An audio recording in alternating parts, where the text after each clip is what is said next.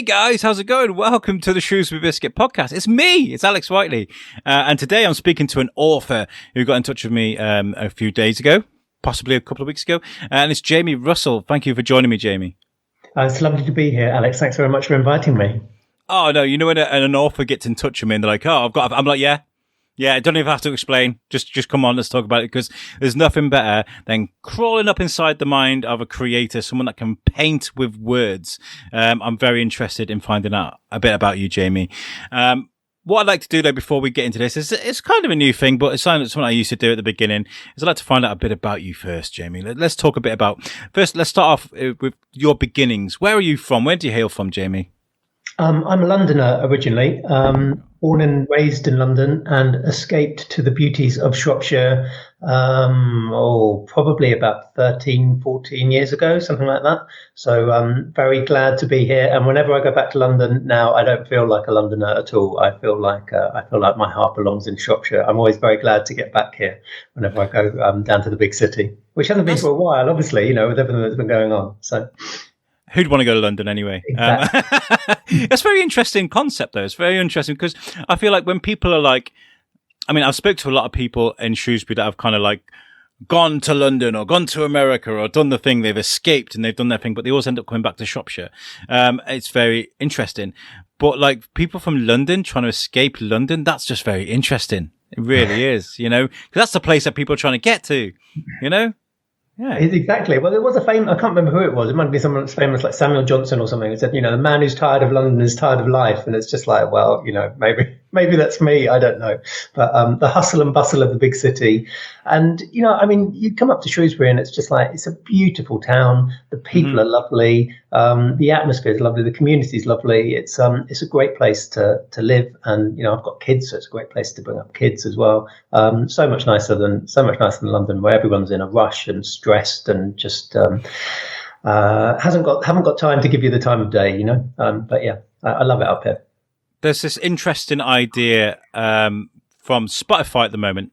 Spotify are talking about how when it comes to UK podcasts, similar to what I make, you have London and then you have the rest of the country, right? So you don't have London, Birmingham, Liverpool, Manchester, Shrewsbury. You have London and then everywhere else. So when it comes to someone that's doing something like I'm doing, Spotify are very interested in what we're doing. And there's a lot of talks going on. I might reach out to him. I'm like, okay, Spotify, if you like what I'm doing, chuck us some of that money and help out the show. But yeah, I'm very interested to find out about you. So you moved to London. What was the goal there to move from London? What were you doing while you were in London? What was your job? So in London, I was a film critic, which I did for about, 10 years or so. And it was a fascinating job. It was, it was the best, I thought it was kind of like the best job ever. See, 8 movies a week or something. And, get to go to special screening rooms in London, Soho, with all the press, the journalists from the newspapers and magazines and everything. And then, go home and write about the movies that you watched. And it was great. And off the back of that, I did some interviews with actors and directors and people like that. So kind of a film critic stroke entertainment journalist. And it was great for those 10 years. But then after a while, my stamina began to flag. And I think, if you talk to people who are critics of anything, whether it's theatre or film. Sorry, there's a bit of a crackle there. I don't know what that was. Let me try muting you, then unmuting you. Over there. Boom. I don't suppose you've got any headphones you can chuck in your laptop at all. I have. I thought you might ask, so it might be that. Let's just see if it helps. The trials and tribulations of a podcaster. Asking people to rummage around their house for hardware they might not have. Now, I haven't used these before, so you're going to tell me whether this is any good or not. Okay, well, we'll test it out. Well, maybe if I hold the mic, it might be better. How's that? That sound okay? Is it worked? Oh, you might have to go into. Oh, doesn't seem to have. Oh, there we go. Yep. Hold on. You sound perfect. Okay. Sound great. Yeah. Amazing. Okay. So much better. All right. Yeah, okay. Well, so I'm very interested in speaking to film critics because I think it's very interesting. I had Carl Jones from Shropshire Live, the magazine.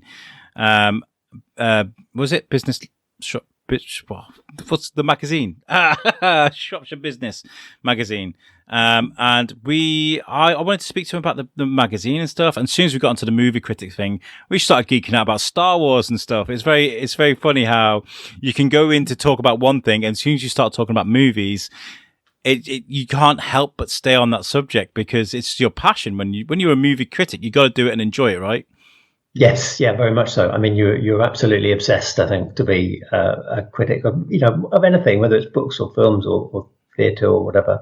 I think you have to be really passionate about it and a little bit nerdy about it as well. I mean, what you're bringing to the table is you're bringing all your knowledge of that particular sector of the entertainment industry and the arts, and so it's really great if you have a background knowledge of actors, directors, filmmakers, whatever. And of course, that means that you are a complete nerd, and that really is me. I mean, I really am very nerdy about stuff.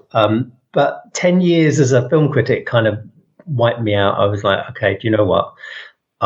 You need a lot of stamina to do this. And I kind of reached the point where I was like, I think I've come to the end of it. So that kind of tied in with a move out of London anyway, for family reasons.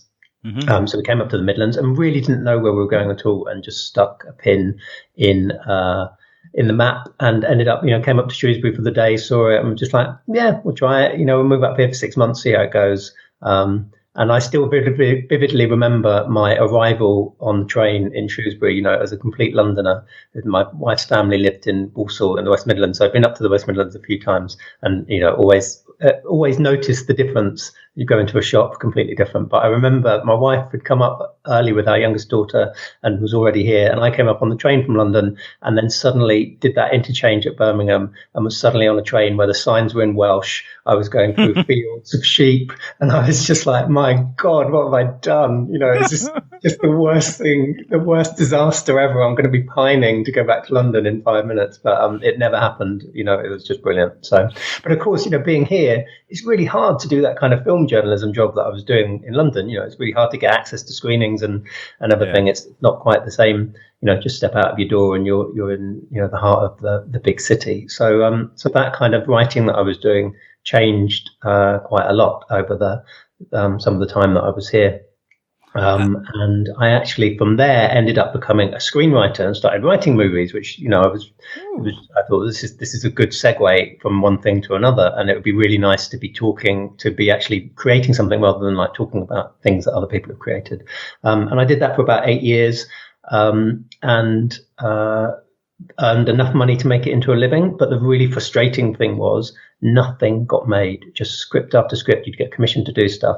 And I mean, I think they say the odds of getting a film actually from page to screen is something like 50,000 to 1 or something. For all these thousands of scripts that are made, are written, very few of them are made. You need a lot of kind of magic fairy dust to actually get something over the line. A lot of luck. Yeah, a lot of luck. And, there were some brilliant moments, there were moments where we got so excited. It was like, oh, such and such Hollywood, directors attached to this, and it's great, it's going to happen. You're like, yes, just waiting. And then, sooner or later, everything would all fall apart. And sometimes it was later. So sometimes you'd end up like 2 or 3 years on a project going, it's about to happen. And then like, oh, do you know what? No, it's completely dead. So it was creatively, it was the most frustrating time for me to be doing anything. I imagine. Getting that crackling again, right there. Just let me mute you again, and then I'll bring you back in. There we go. Oh, it's still. Hold on. Is it me? Is it something I'm doing? No. Let me just. Hello. So, is that any better? Yes, much better. We'll see. Okay, we were still recording. I just thought I'm going to grab a cold drink. I was getting a bit of cotton mouth. I've just realised who you are, by the way. I've just recognised you. We used to go to Taekwondo.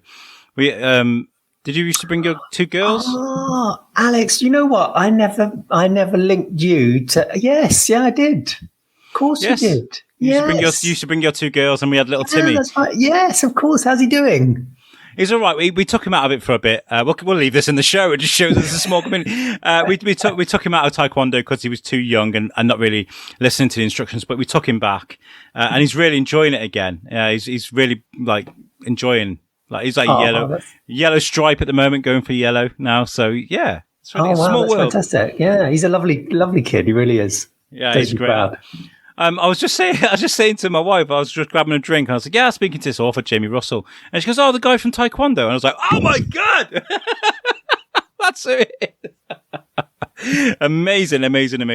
I can't remember what we were talking about, just about a film critic going into screenwriting, That's right, yeah. and the failure sometimes of scripts when you're writing a screenwrite. That must not be very good for your psyche, right? It must feel awful. It's really depressing, to be honest. I mean, you put your heart and soul into the thing that you're writing, and then not only does it not get made into the thing that it's supposed to be, but I mean, really, nobody really reads it. I mean, maybe 20 people read the thing that you've written along the way. That you're like, well, I've spent a year and a half or something writing this. Because screenplays are a weird thing. I mean, nobody would read a screenplay for pleasure. It's a bit like looking at, I don't know, blueprints of a building or something.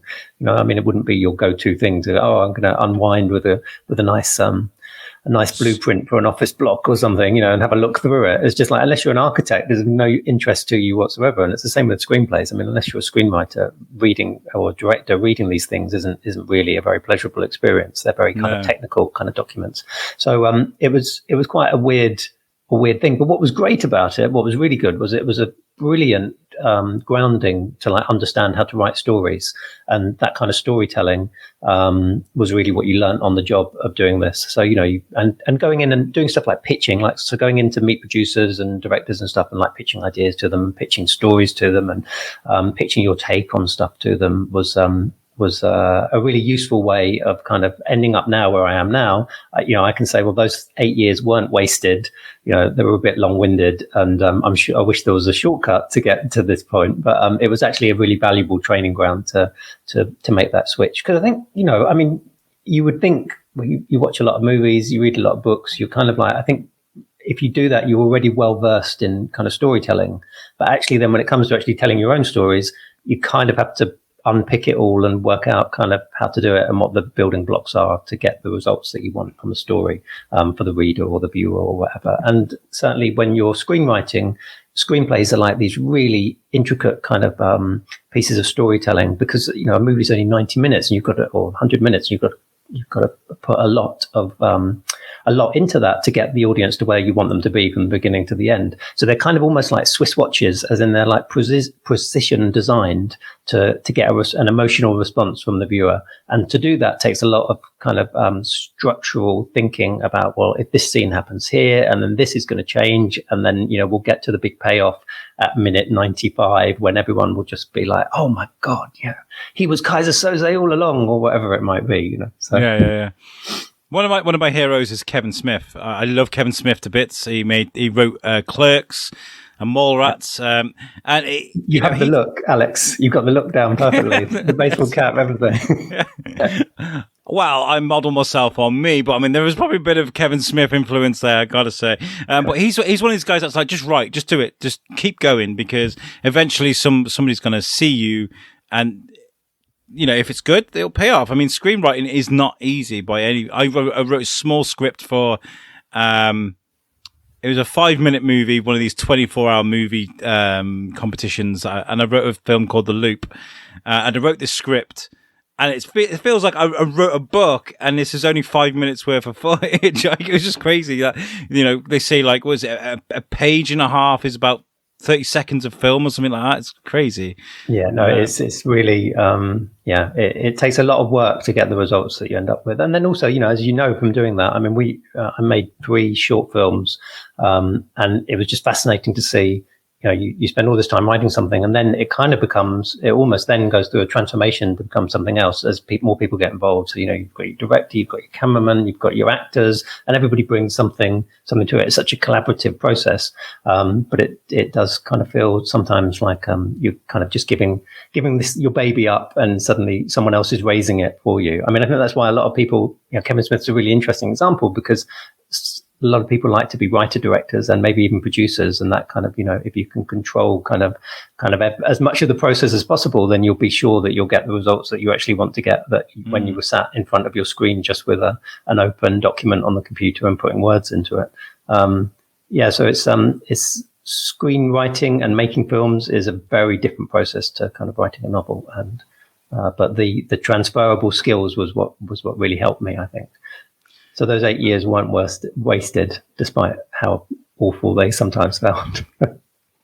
Well, while you were away, I was orally procrastinating on the microphone, talking about how being a movie critic and seeing the things that are both good and bad in movies can possibly help you with creating things, but can it also hinder you as well? Because so much input, output, there's so much information going on there. Do you feel like you've got a leg up on creativity from looking at movies in a critical way?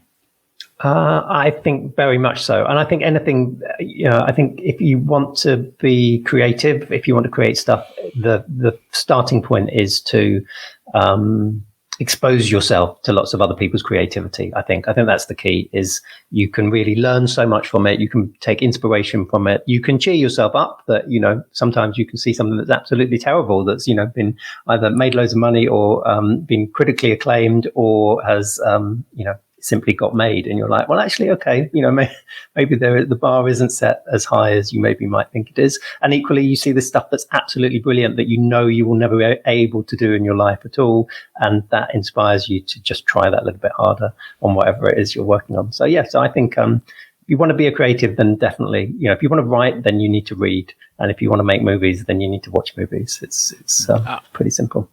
Absolutely. I mean, I've got a book in me. I've been saying this since I started the Biscuit. If anybody's been listening from the beginning, you'll be like, "Oh, here he goes again about his book," But I do. I have this. I've got the conscript written down. Conscript. Look at that wordplay. I got the and I sent it away. I sent it away to publishers, and they liked it, and they're like, "Okay, let's do this. When are you going to start this?" And I changed my mind. It's like I wrote the first chapter, didn't like being stuck up inside my head. I really hated that. It was terrible for me. And I put it away, and it's still there in my sock drawer right now. So I've got this book in me, and I just can't write it. It's a brilliant idea. And it's also the idea that, you talk about screenwriting, how somebody might read it and go, "No, that's awful," and throw it away, and it'll never happen. It's true. But equally, the person who says, "No, that's awful, it will never happen," doesn't need to be the only gatekeeper who's standing between you and actually making it happen. I mean, what I learned from that time, and I think it's true throughout the creative industries, is if you are creating something that you need someone else to kind of give you permission to do. So, you write a book, if you're not self-publishing it, you need a publisher to say, yes, we'll take this on, or you need a producer to say, yes, we'll finance this script and turn it into a movie. Then it's really a case of realizing that you need to find the right person at the right time with the right project. And just because someone says no to you doesn't mean that's actually a comment on the project that you're presenting to them. It actually maybe just means that that's not where they're at the moment. It really is. It's a real lottery, and there's so much that's out of your control, and it's hard not to take it as a reflection on the work that you're doing, but quite often it's not. It could just be, oh, we actually have something that's very similar that we, are in the process of developing, so we're not actually interested in this, or we don't think there's a market for it. But then you talk to another producer, and they're like, yes, this is what we've been waiting for. So it's just really a case of finding that right person, and there's no way to game the system. It really is just a case of luck, So. Yeah, being in the right place at the right time. Yeah. And this is the thing, right? So when you've just written your first book now, your first fictional book. I know you've written some non-fiction stuff before, but when it comes to writing your first fictional book, and this is where I am right now, this is me. Do you throw out your strongest product and be like, this is what I can do? Or do you just send something out that to show people you're capable and save those good ideas for when you're a bit more well-known? Does that make sense? Oh, that's an interesting question. I would say you always lead with your best idea and just go for it, and throw everything into it, and then keep all those other ideas as backup. I mean, what was interesting about this book was this book came out of me walking to school with my kids in Shrewsbury, and one morning they said, you write loads of stuff, Dad, that we can't read because either it's screenplays and nobody reads them, or it's like books that are for grown-ups rather than for children.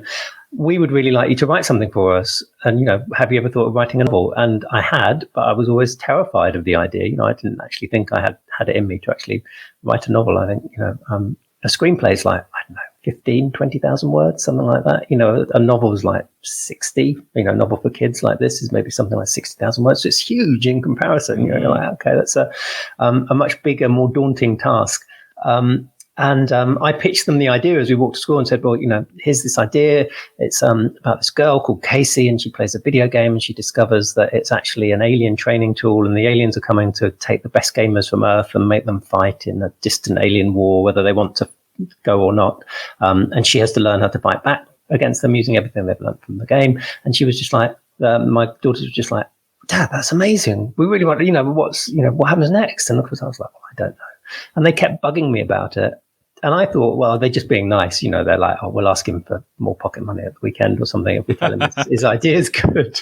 But they actually just kept going on and on about this thing to the point that I'd go to work to do the writing I was being paid to do. And they would have covered my monitor with Skywake logos and what happens next and we want Casey and whatever. And it was really their enthusiasm that made me realize that, oh, okay, this is actually quite a good idea. Otherwise I might just have gone, yeah, that sounds fun. Oh, I've never actually done anything with it. So I think if you can work out what your good idea is, then throw everything into it. I think that's probably a good way to move forwards. That is such a beautiful idea that it was your kids that inspired you to do that. All right, kids, earn your money's worth. Right, okay. You've got to earn your keep.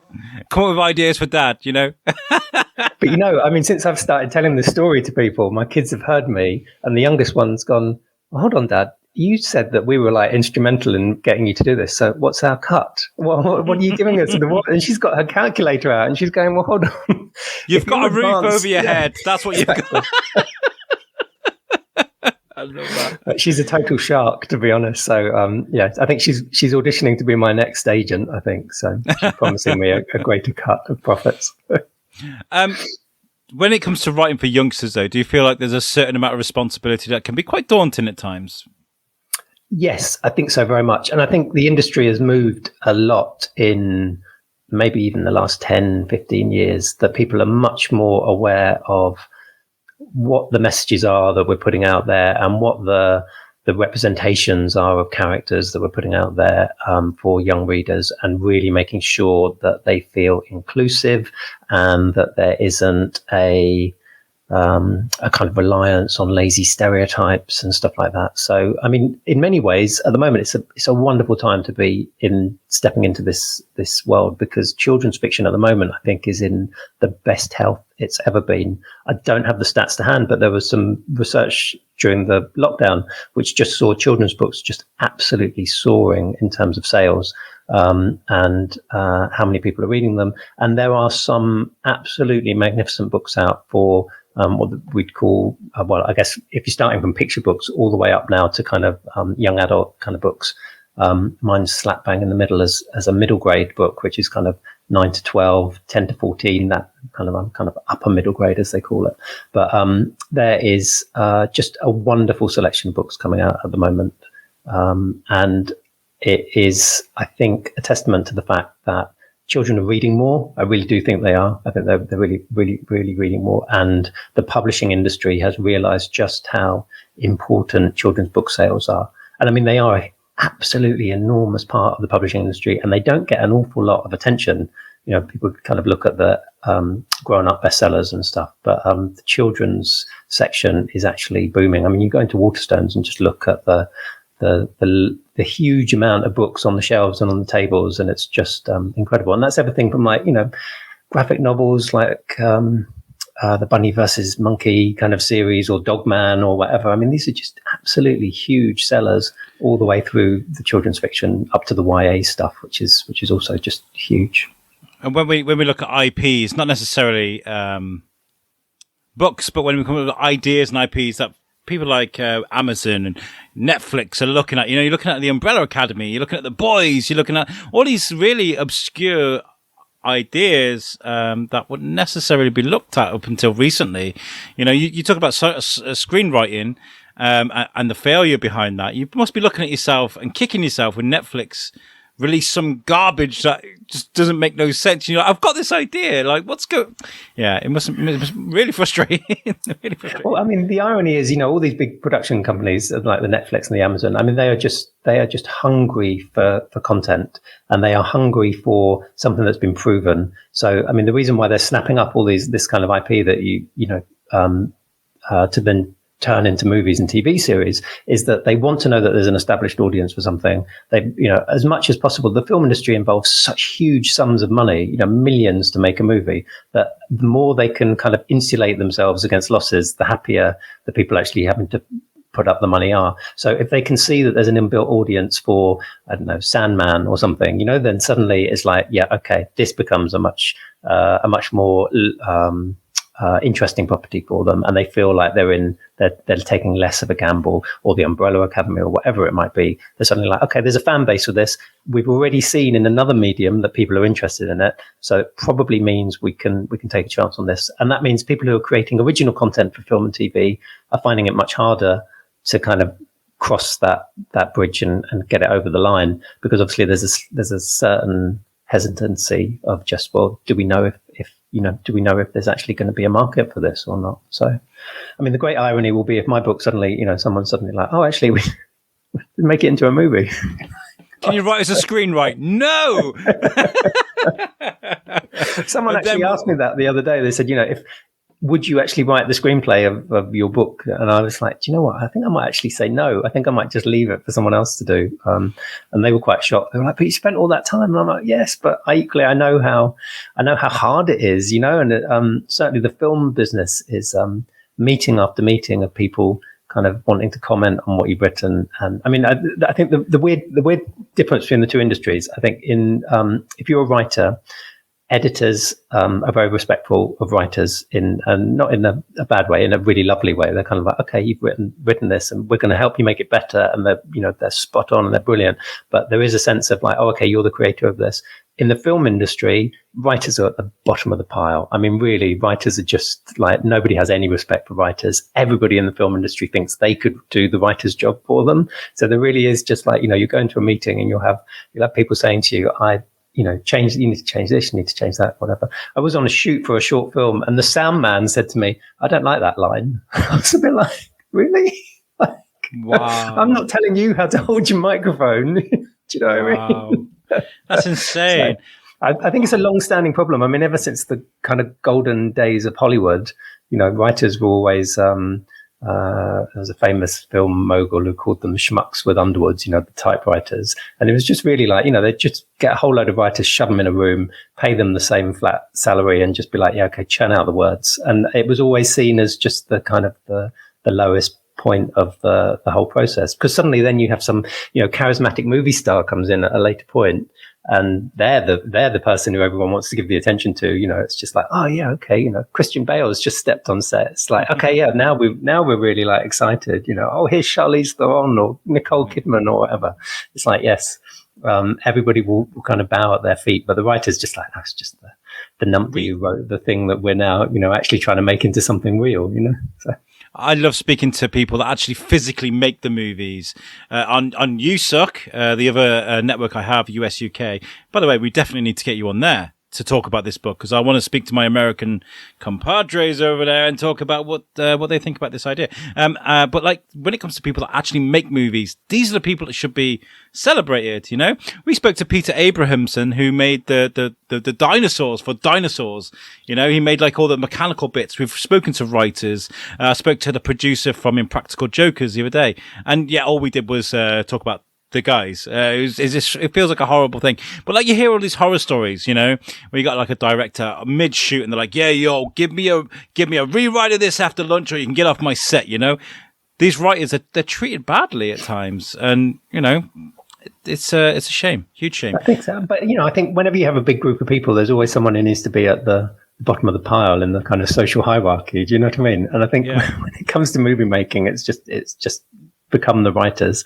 They're always kind of, because also the writers quite often also aren't the people who are then on set during the shoot, so your role can quite often be quite compartmentalized, and you do all your work before the camera starts rolling, and then you kind of deliver this blueprint, and then they go off and do something else with it while you're maybe not even there. So there's a bit of a disconnect, I think, between being the writer or the producer, director, actor, sound man, whatever.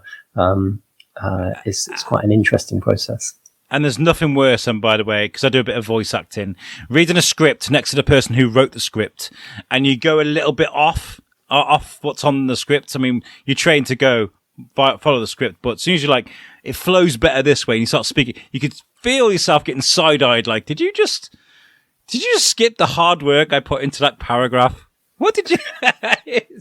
Oh, but you know what? When I've actually been on film shoots and people have been shooting stuff that I've done for these shorts. I mean, we had some really quality actors on the short films. We had people like Alice Lowe, people like that, and they come in and they've got brilliant ideas. And I was always just like, tell me your idea, and I will definitely tell you if it's better. I'll be like, yes, please go with God, and I will take credit for it at a later date that you.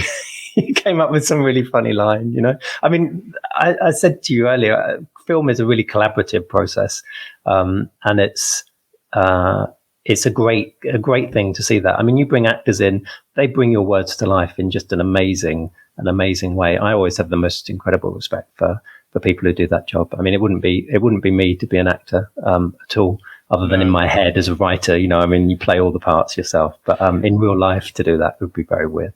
And the script writer has the upper hand on the actor that hasn't read the script. He knows what's going to happen next, right? So we spoke to Billy West on New Suck a while ago. Amazing voice actor, one of the greats out there. Futurama. He's reading this line for Fry, where they say, "Oh, Fry, you're drunk again," and he goes, "No, I am. No, I isn't." And he goes to the director, "No, I isn't," and he's like, "Just read it how it's written, please." And they're like, "No, I isn't." And they look back at it and it's like, oh my God, that's genius. And he had no idea. He thought it was a typo. Do you know what I mean? So it's great to have that little bit of insight. When it comes to writing a book, obviously you're saying it's a massive words and work that goes into it.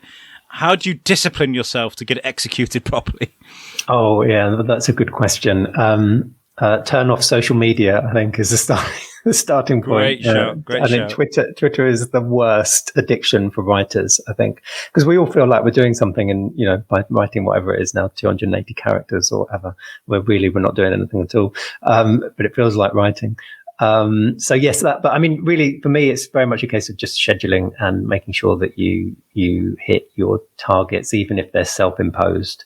I'm a great believer in writing a set number of words a day while writing a project. I think if you can say, I'm just going to write 1,000 words and I'm going to do that every day for 60 days, then you're like, well, at the end of it, you'll have a novel. Now, of course, it might not be any good, but I think you just have to cut yourself that slack and just say, it doesn't need to be good. It just needs to exist, because it's much easier to change something that exists in the real world, and even if it's bad, rather than trying to conjure something out of nothing, because that's the hardest part, I think, the blank page and the putting the words down. So if you can just write 1,000 words of not very good prose, that continues a story, even if you have to change every word at a later date, it will be well worth the time. Of course, the caveat to that is you need to have planned in advance what it is that you're writing.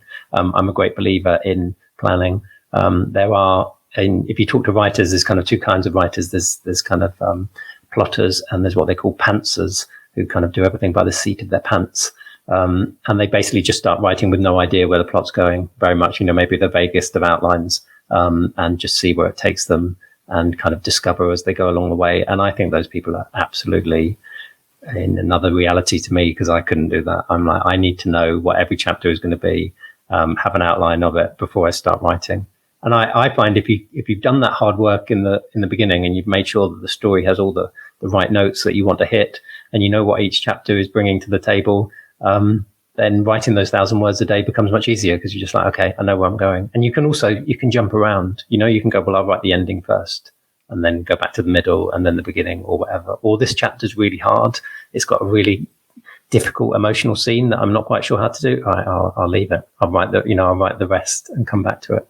So I think there's a real advantage to that kind of planning and scheduling, and being slightly nerdy and obsessive about it. I'm not comparing my work to yours, by the way, because there's no work. But when it came to my book, my idea, which I can tell you about off air if you like. I don't want someone to steal my idea, but I don't mind talking to you about it. Yeah. But I wrote it so that I can pick it back up again. I was conscious of the fact that I was kind of umming and ahhing as whether I was actually going to write it. But when it came to, I wrote a timeline and the transcript or the plan, just so that I can go back and know exactly what I'm looking at. Because, like you said, it'd be good if you can take a break. Because I reckon consistency, when you go on holiday for 2 weeks and then come back to it, must be really hard. Because you're on a roll before you went on holiday. You went on holiday, you've come back, and now you got to carry on. Where was I? Oh God, I didn't know where I was going with this. You got to be able to pick it that's up the again. worst, isn't it? Yeah, no, I completely sympathise. It's really hard, and you know what? I have the greatest respect for people who juggle a writing career with a day job.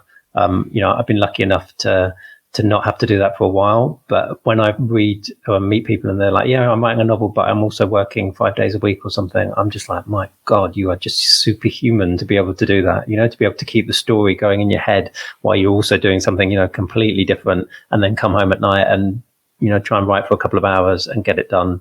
I think that's a real feat. But I think, if you are going to have to do that, then definitely having a plan that you can follow and an outline will really help you, because then, when you sit down, you're like, I know what this is that I need to write, and it's 500 or 1,000 words or 2,000 words or whatever. I can just kind of motor. And, people say this and it's a cliche, but it's really true. It's like, if you're going to do a long journey, it starts with one step. And it's like, if you can put one foot in front of the other or one word in front of the other on the page, you will eventually end up writing the story that you've set out to write. And all writing is rewriting. There's no getting around that. There are no great first drafts. Nobody ever hands a first draft into their agent, editor, publisher, whatever. It's just like, no, it's sweat and misery and blood and tears after that first draft is done to make it better. So we spoke to Kevin Horak. He's been on the show a couple of times, who wrote Mildred the Crazy Cat Lady. He wrote the first, it was quite successful, the first copy, but he's gone back and he's going to do like a 1.5 version of it, so he's going to rewrite it, and in a way that he thinks it should have been done after a bit of thought. It's been out for a bit. Maybe it could do with a rewrite, and that's what he's doing, which is quite cool. I like that. So you've put a lot of time into the book. You have a book. What do you do with this product once you've got it? Are you asking me as in a kind of general advice thing, you mean? No, publisher. How did you get this made? Did you have a publisher in mind? Did you reach out to people? Did you do some research? How did that go for you? So basically, the first step on the journey, I think, unless you're going to self-publish, which wasn't an avenue I looked at, so I don't know anything about it, but all credit to people who do that, because that also sounds like hard work to me. But the first step is really to find an agent who will champion you and who publishers will know. That's the thing, an agent with a track record, so that when they go to them, you should read this, they will actually pay attention. Because the thing you're competing against as an author, as a debut author, is the slush pile, really, which is just, all these publishers who are open to submissions, have thousands of manuscripts that people have sent them, and they don't all get read. They certainly don't all get read from cover to cover, and it's really hard to cut through that noise, because there's an awful lot of people who want to write, and there's an awful lot of people who are there churning out the words and doing their best, and then submitting these to publishers in the hope of kind of finding that deal. So really, if you can find an agent, you will find yourself jumping the queue a little bit, because if you find an agent who reads it and loves it, then they will champion it for you to the publishing houses. And, this will be someone who's already has a relationship with these publishers, and who can say, well, the last 5 books I bought you published and made money on. So, here's a new one that I'm excited about. Then they read, and hopefully they get equally excited about. And that was what happened, for me. I've already had an agent for film who had a read of the chapters, like, okay, I love this. I'll hook you up with another agent who I know who does books. So, she read it, read the first 3 chapters and was like, this is, love this, read the synopsis for the rest. Yeah, brilliant. Send it over to me, read the whole thing. We did a bit of rewrite work together on the basis of her thoughts on the market, and some changes that should be made, which were all really brilliant. It's fantastic. It's great when someone helps you make stuff better. And then it went out on submission, and it ended up with Skywake ended up with Walker Books, who are the biggest independent children's books publisher in the world. These are the people who publish. I'm a dad with 2 kids, so I've spent the last 15 years or so buying their books, from We're Going on a Bear Hunt to, Maisie, to Where's Wally, to the Alex Rider Stormbreaker series, all the way up to they publish YA as well. So, teenage daughter reading about vampires by Cassandra Clare and whatever. So, they were basically the publisher. If you'd said to me, who's your dream publisher, they would have been it. So it was an amazing experience to walk into their offices and see where the magic happens, and sit down and listen to them talking about Skywake in a really excited way of like, we love this book. action adventure. And what was amazing was they didn't just take the one book. They said, well, it's a series, isn't it? And I was like, well, it's a trilogy. Here's the outline for the other two. And they were like, yeah, we want all three. So it was just like, oh, okay. It was like Christmas had come, it was one of those moments that was just, wow. So what an amazing thing to sit through. I mean, I'm just putting myself in your position now. That must have felt so good. Just your heart pounding, like, I can't believe they're doing this. I can't believe they're doing this. That would have been amazing. It was incredible. And what was really lovely was after 8 years of kind of sitting in film meetings where nobody wants to kind of commit to anything and it's a much more kind of ruthless, cutthroat kind of business.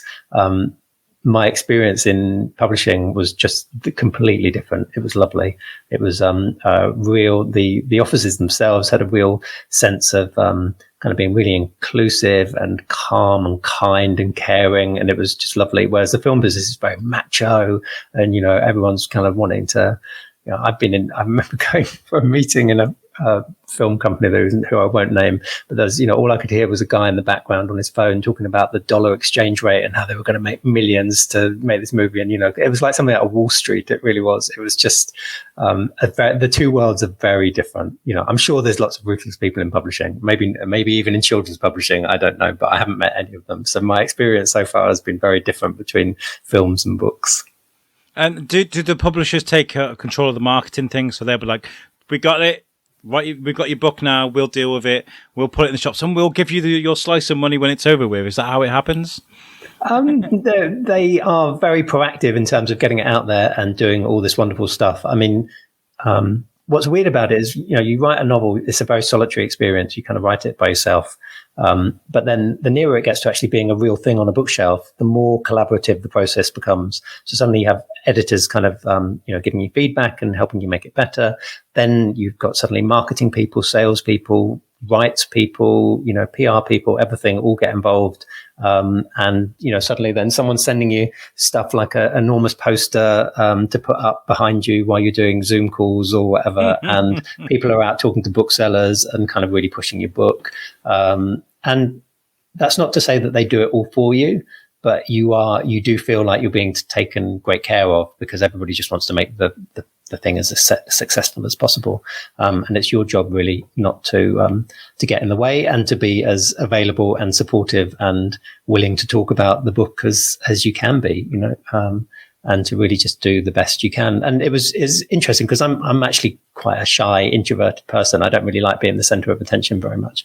And I spoke to an author and I said, this is me, and I'm now got to do this whole kind of dog and pony show where I talk to loads of people and do interviews and kind of do visits to schools and libraries and whatever. And I'm feeling really nervous about it.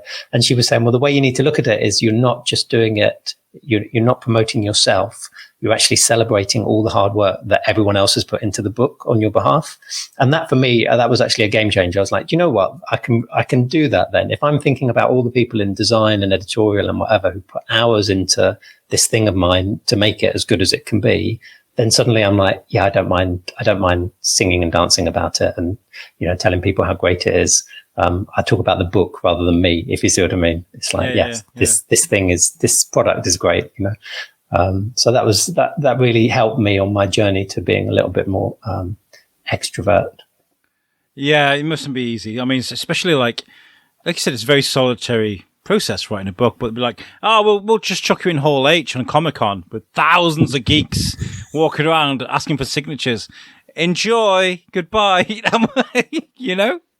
I'm not there yet. I know, but I mean, that's not the level we're talking about. But it's true. It's a big shock to the system. And now you've probably got book critics. You're on the other side of the fence now. There's probably critics reading the book, offering maybe a bit of negative feedback. Has that happened? I'm not saying it. But it could happen.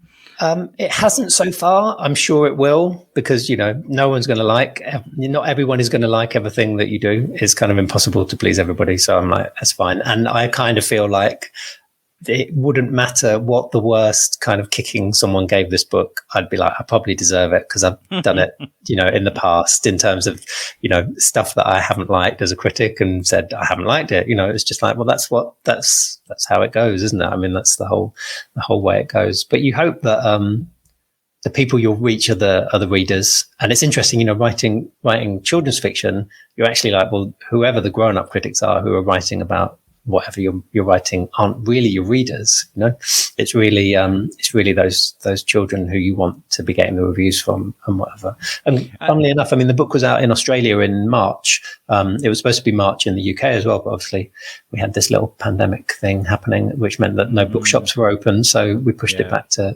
July. But I had a lovely email from a dad who was a bookseller in Tasmania. Oh, did you see? Yes. Yeah.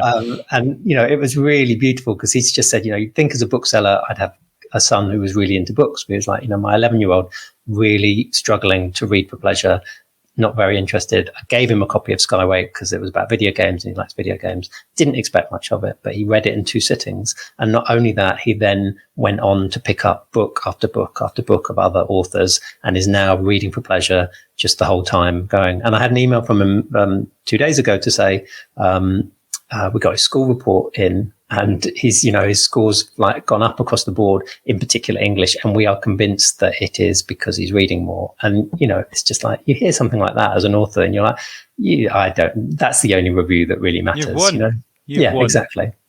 And I wrote this book for reluctant readers. I mean, it was really, I just thought I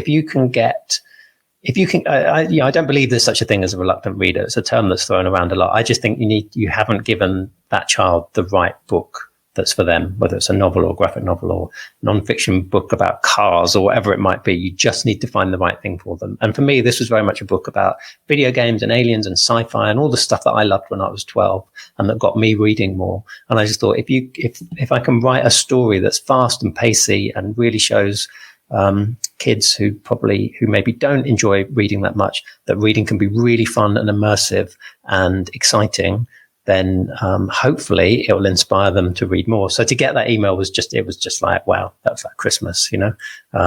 And so I'm now no longer worried about reviews. I'm just like, it's fine.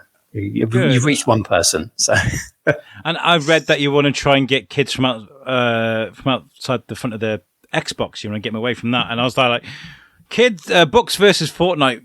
Good luck. Well, it looks like it good luck with that one. But it looks like it's working. And you know, I kind of get where you're coming from with this because I can be a reluctant reader because I'm so busy. Literally don't stop. I got this interview. I got an event later on. I got the radio later and we reset and we do the whole thing again tomorrow. You know, I don't stop. So I don't really have time to do it. But if there's something worth me stepping away and taking a moment to myself to read something, I will do. And a huge shout out goes to the guys from Critical Tales who wrote the book Game of Gnomes. They sent me a copy of their book. It's an adult book, but written very much in a style for a young teenager. Bigger font, a quicker immersive story. I read the book in one night. Absolutely loved it. And I feel like sometimes you need to give your brain a bit of a break, don't you? When you're reading a book like this, it's kind of like, let's enjoy reading this rather than, you know, really small font, big, thick book with really big words to read. Sometimes it's just like, let's just get through this. It's true. And I think our attention spans have changed maybe even in just the last 10 years with phones and social media and everything. You know, I think there's been a big change in the way our brains are working, which was unexpected. And I think while there is a place for, you know, big, thick, heavy books that are very serious, I also think sometimes we need to remember the pleasure of reading with something that's maybe a bit lighter and faster and more of a page turner, you know. And all these different things have their place. But I pitched this book when I went into the publishers. Skywake, they were like, you know, how are you going to pitch it? And I said, well, this is for kids who are too busy playing Fortnite to want to read Harry Potter. And that was my kind of like sell line to them. And I still maintain that, you know, I'm a huge gamer. I love gaming. I don't think that books and games need to necessarily be in a conflict or a fight with each other, which is how it's always framed. It's like, you know, if you play video games, you won't read. And if you're a reader, you're not playing games. And that isn't actually true. That wasn't my experience growing up at all.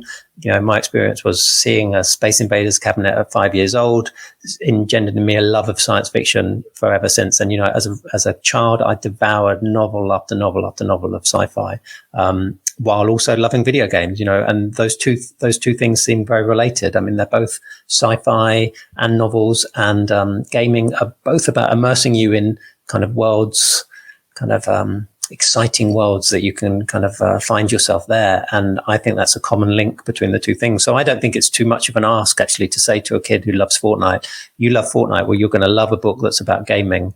And really, as a result of them reading it, hopefully get them to go, well, do you know what? I also really love novels that are about, sci-fi or action or whatever, and get them reading more afterwards as a result. Right, here's Dune. Enjoy.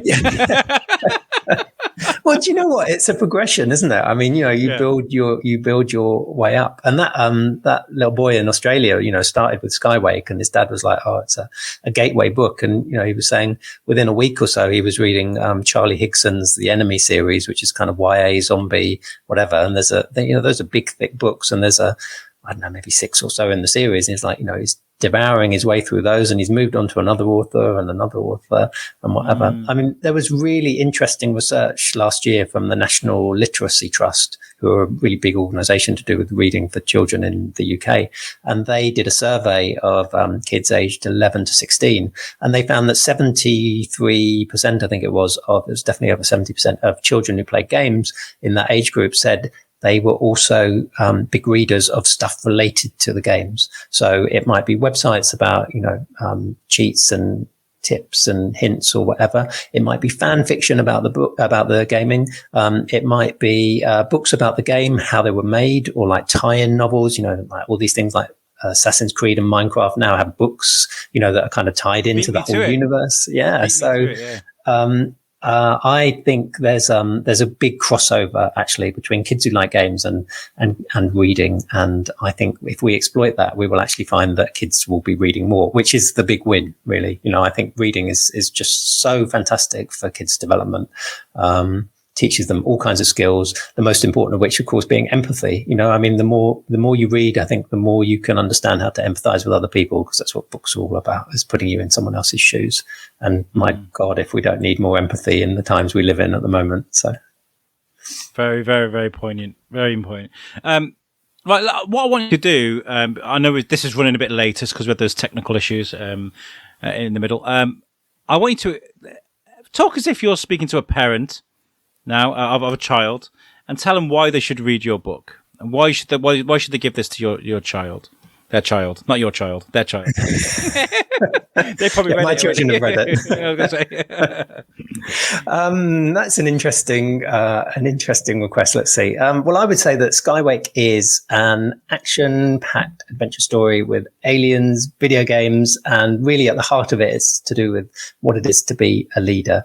And it's an exciting page-turner, and it is destined, I think, to get your kids to put down their Xbox and PlayStation controllers and pick up a book and start reading. And it's designed in a way that it feels really immersive. It's written in a way that it reads really quickly. It goes like a rocket. It's full of twists and turns and action. It's got lots of gaming elements in it. So, any child who is into video games like Fortnite will instantly be able to say, I recognize this world. It's about a girl who plays a video game online with a bunch of friends.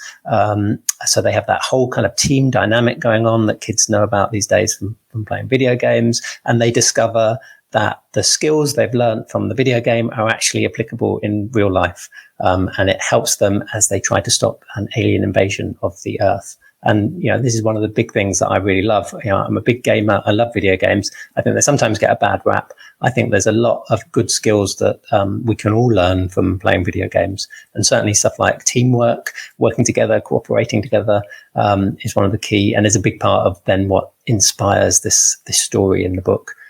So I would hope that you give your kids, if they're 10 plus, you give them this book and they will devour it this summer and will hopefully start reading more books. Amazing. Where can people get the book?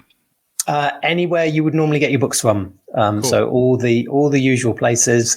Whenever people say this, I always like to say, if you can, try and buy from a local independent bookshop, because they always really appreciate it. And you know what? If you can do that, it really makes you part of a much kind of wider community of readers and writers and booksellers in a way that maybe buying from some of the bigger branded monoliths of the world doesn't do quite the same thing. So go into your independent bookshop and have a chat to them while you're there, and they'll recommend you loads of titles. Booksellers are just amazing people. They're the best.